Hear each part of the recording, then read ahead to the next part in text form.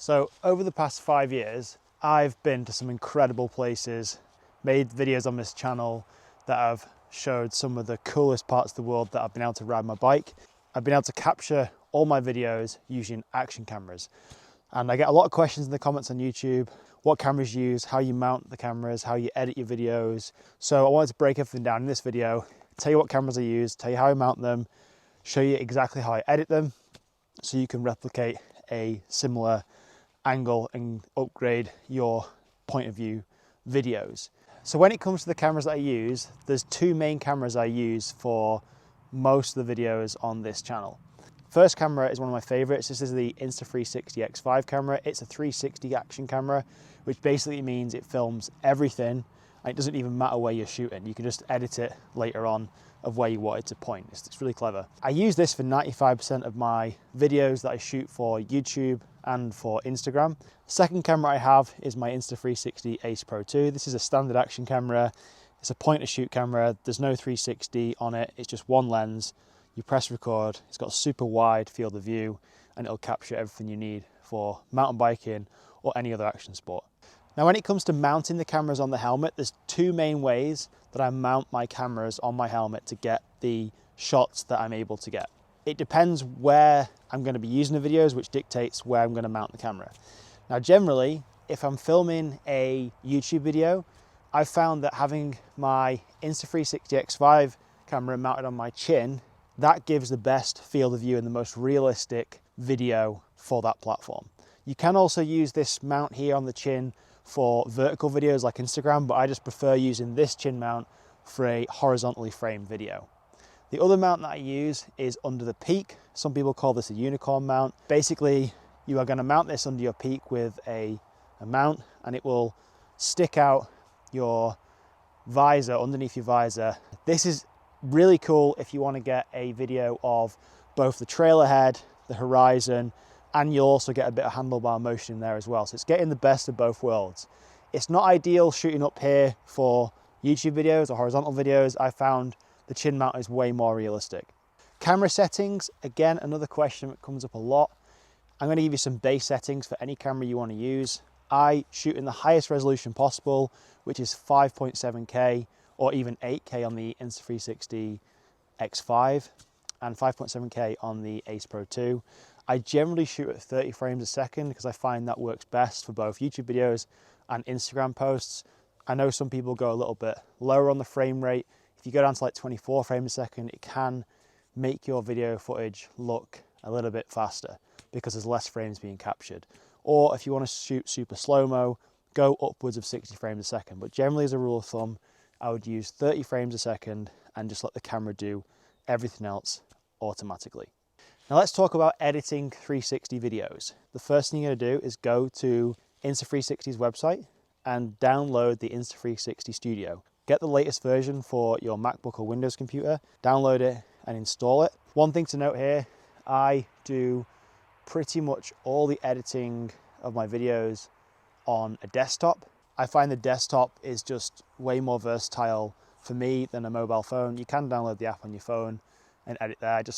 I find it way more easier for my eyes to see the desktop. Once you've downloaded Insta360 Studio, you want to open it up and you'll be met with this screen here, which is basically our dashboard. In the center is where our video is going to be played.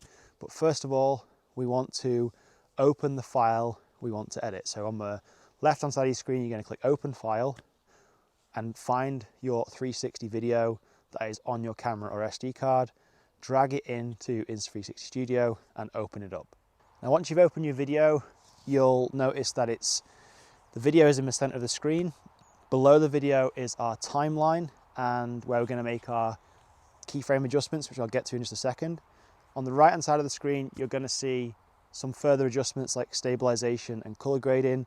We'll get onto that in a little bit. And on the left-hand side of your screen, you're going to see your file management section. So once you've opened your clip, first thing we're going to do is select the aspect ratio. So where are we going to use our video? Because this is going to dictate the ratio of our video. So if you're going to do YouTube, that's going to be 16:9. If you're going to do something like an Instagram reel, that's going to be 9:16. And you can select that really quickly inside the studio. Then the next thing you want to do is trim your clip. You're most likely not going to want to use your whole video clip, you just probably want a section of it. Use the timeline and the playhead trimmer to decide where you want your clip to start and where you want your clip to finish.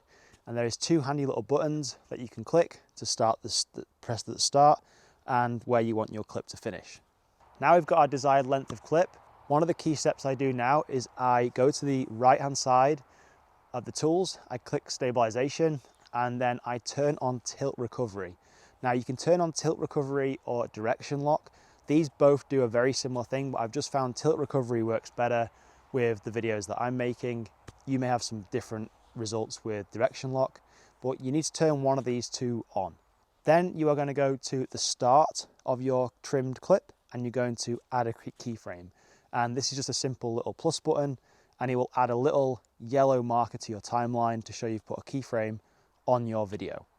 Now once you've added your keyframe, we're going to start making some adjustments. This is where things get a little bit more interesting and you can really customize and play around with the field of view and where your video is going to look. If you're riding down a trail, you can literally position the camera where you want it to see. The two main adjustments that I generally use are the field of view tool and the distortion tool. I will leave the settings on the screen now, which is what I use for Instagram and for YouTube, so you can simply copy them if you so wish, and feel free to play around with these because they will produce some very different results with some very minimal tweaking.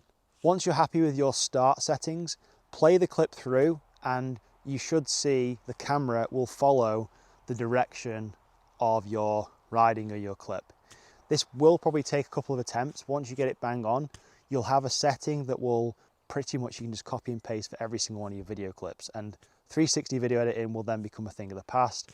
It won't really be editing, it'll just be tweaking, and you'll have even better field of view videos for your mountain bike clips.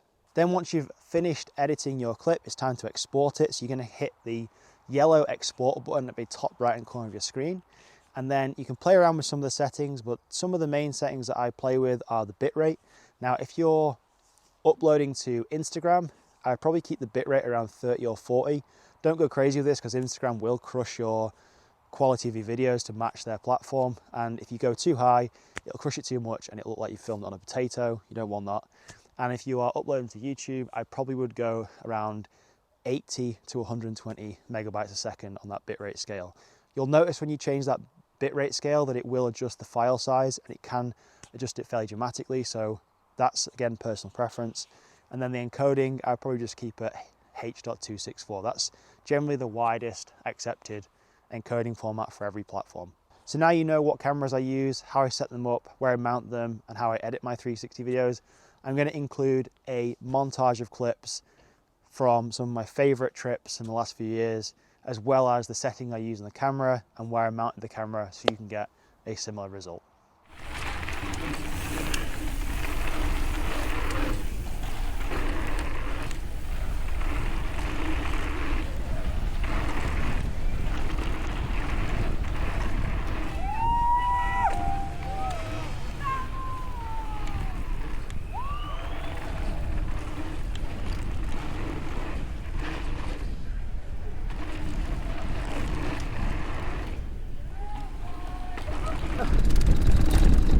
Oh!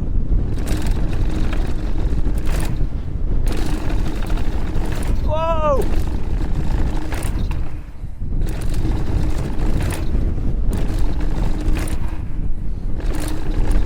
Oh my God!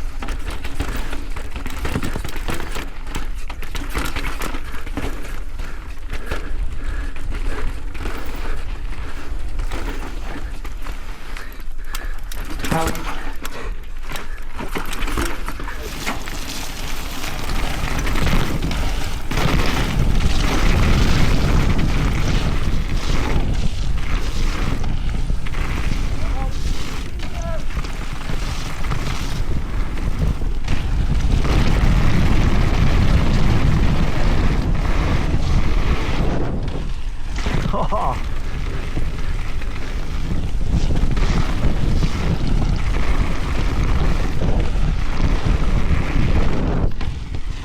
Yeah.